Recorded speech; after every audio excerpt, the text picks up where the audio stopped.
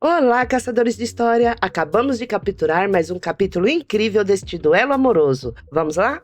E a nossa história começa com a nossa querida dragonesa revoltadíssima sentada em seu escritório dizendo: Droga, aquele imbecil! Ele passou 2 semanas me torturando de todas as formas possíveis. Nossa dragonesa carrega sua raiva não apenas em seu coração. Ela anota tudo em um caderno para não esquecer nenhum detalhe. Revoltada, ela continua dizendo a si mesma: Não posso permitir que isto continue. Não, eu preciso fazer alguma coisa para sair dessa situação. E em seus pensamentos, ela continua: Eu só queria ter algo para usar contra o leão. Olhando para a gaveta, ela pensa: Mas, do jeito que as coisas estão, abrindo a gaveta, ela diz a si mesma: Eu não tenho outra opção. Vou ter que usar esta carta. Finalmente vamos descobrir o que o mestre do leão escreveu para ele de tão importante nesta carta. Nossa dragonesa é determinada e não gosta de perder tempo, então ela já pede para alguém chamar o leão para fazer a barganha. E em seguida, já se escuta o barulho de alguém batendo na porta. E a nossa dragonesa já responde: Entre! E o nosso protagonista entra, todo confiante, dizendo: O que foi? Vossa Majestade precisa de mim para alguma coisa? Com uma confiança maior do que a do nosso protagonista, nossa dragonesa, segurando a carta entre os dedos, olha para o leão e diz: Faz 2 anos que você não o vê. Você deve estar curioso para saber como anda o seu mestre, não está? E o ar de confiança do nosso protagonista é trocado por uma cara de espanto. Ele fica em choque e a nossa dragonesa, com toda a delicadeza, continua dizendo: Esta é uma carta que ele escreveu. Quer dar uma olhada? No impulso, ele tenta tirar a carta da mão da nossa dragonesa, dizendo: Leia! Ela desvia a carta e diz: Só um momento. Com uma cara de contentamento que faz tempo que a gente não vê na nossa dragonesa, ela diz: E então, que tal fazer uma troca comigo com a cópia das fotos? Irritadíssimo, o nosso querido protagonista diz o seguinte: Como eu vou saber se isso não é só uma invenção sua, uma folha em branco para conseguir a cópia das fotos? Com um olhar de uma leve crueldade, com a carta numa mão e a chama em outra mão, ela diz o seguinte: Se não acredita, então tudo bem. Essa é a sua última chance de saber como seu mestre está. Se não quiser, eu queimo agora. Ela coloca a carta sobre a mão da chama. Desesperado, o nosso protagonista bate na mesa e grita: Espera! Suando frio e cerrando os dentes de raiva, ele pensa: Bom, ela sabe que eu tenho apenas 2 cópias da foto. Mesmo que eu entregue essas 2 cópias para ela, ainda assim, terei mais 2 guardadas. Ainda estarei em vantagem. Então, não tem problema. E ele começa a fazer o seu teatro. O nosso honesto protagonista começa a mentir.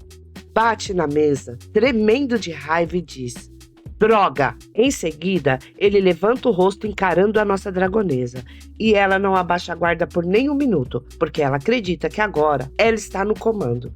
Ele olha para ela e fala o seguinte: Espere, eu vou buscar as fotos. Queridos caçadores, qual de vocês sabem me dizer quem está na vantagem nesse duelo amoroso? Será o nosso querido protagonista ou a nossa linda dragonesa? Pouquíssimo tempo depois, o nosso querido protagonista volta, batendo fortemente na mesa, dizendo: Aqui estão todas as cópias das fotos. Super confiante e aliviada, ela joga a carta sobre a mesa e diz para ele: Aí está. Pode pegar. Rapidamente, cada um pega o que é do seu interesse. A troca foi feita, meus queridos caçadores. Não foi justa, mas foi feita. Nossa querida dragonesa pega as fotos e começa a olhar uma por uma, pensando: se minha irmã pegar essas fotos, o Santuário dos Dragões Prateado não teria um dia de paz pelos próximos 200 anos ou mais. Eu não posso deixar que nenhuma foto dessa possa existir. E ela continua olhando as fotos. Quando ela vê a foto do leão ao lado dela, fazendo o Vzinho de Vitória, enquanto ela dorme vestida de coelhinha, ela pensa: essa foto... Ela dá uma pausa em seus pensamentos para olhar o nosso protagonista. Afinal, ela também quer saber o que está escrito na tal carta. E ele, com um olhar super sério, está abrindo o envelope. E ela continua pensando: não deve ter problema se eu guardar só uma. Ué, não entendi, pessoal. Se ela tem tanto medo da foto, por que ela vai guardar uma? Ela queima todas as fotos e coloca uma única foto na gaveta. O nosso protagonista, enquanto isso, com a carta grudada em sua cara, tremendo, não sei do que, se é de raiva ou de emoção, e ela fica tentando entender o que está acontecendo e pergunta: o quê? O que o seu mestre escreveu para te deixar tão emocionado assim? Por que você está tão nervoso? Irritadíssimo, nosso protagonista mostra a carta para ela dizendo: emocionado o quê? Se eu soubesse que ele tinha escrito isso, eu nem teria dado as fotos para você. Que é isso? E o que está escrito na carta, pessoal? Garoto, não se apresse. Apenas isso.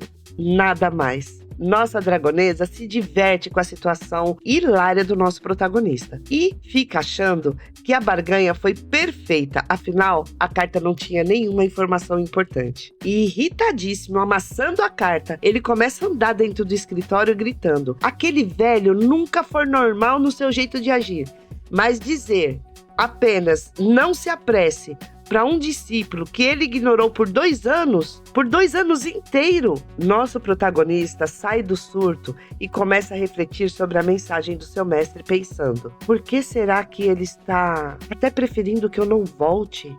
Será que ele está envolvido em algo perigoso? Enquanto isso, a nossa dragonesa começa a pensar: ele realmente disse para não deixar o leão voltar para o Império por 1 ano, e eu também não quero que ele saia daqui. Pessoal, tá muito fofo, né?